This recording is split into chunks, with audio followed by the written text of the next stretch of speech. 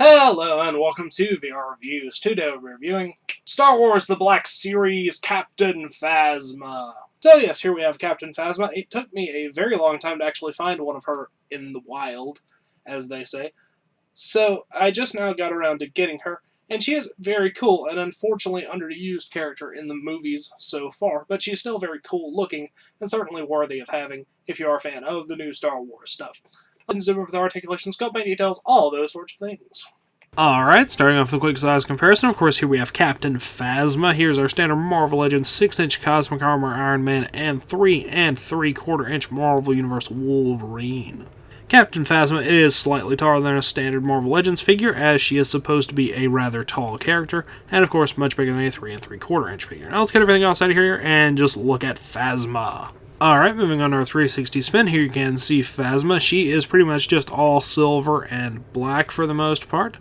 She just has the pretty standard Stormtrooper design as far as the armor goes, but it is a slightly reflective silver. It's not massively reflective, but it does have a bit of a sheen to it. And she has on her big black cape, which does have a little bit of red trim around it. All in all, perfectly acceptable and looks pretty much exactly like Phasma does, so there's no problems there. Let's go ahead and zoom in on her helmet sculpt. Head sculpt wise, Captain Phasma pretty much just has a modified Stormtrooper helmet, pretty similar to the First Order Stormtrooper helmet design, but it's a little bit different.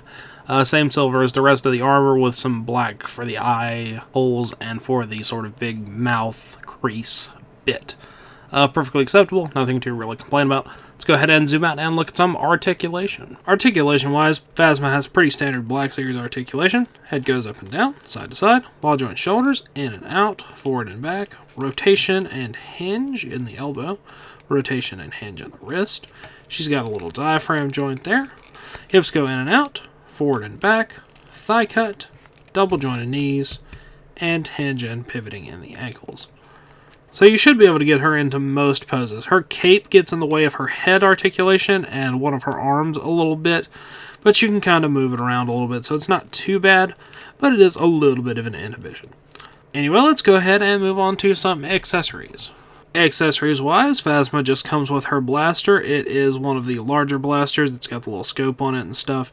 It's not quite silver. It's got a bit of a tinge to it. I guess it's kind of a platinum-y color. Little bit reflective, but it's not overly glossy. And it does have the little peg on it, so you can plug that into her hip if you so desire. Now that wraps it up for Phasma and all of her accessories, so let's move on to the packaging. Packaging-wise, Phasma comes in the standard Black Series packaging. Star Wars Black Series up there at the top. Window there. Picture of Phasma. Captain Phasma down there at the bottom. On the back, you get a little description for Phasma, and that's pretty much it other than all the warning label stuff. As always, these are good for in or out of package displays. So yeah, Phasma. Alright, that wraps it up for Phasma. So until next time, goodbye. Hello, you've just watched one of my videos. Feel free to like, comment, and subscribe if you enjoyed my videos. If you didn't, run away and never return. Also, feel free to check out my other channels, Venom Raptor for all my variety gaming content, and VR Reviews for reviews of various action figures and collectibles. Thank you, and goodbye.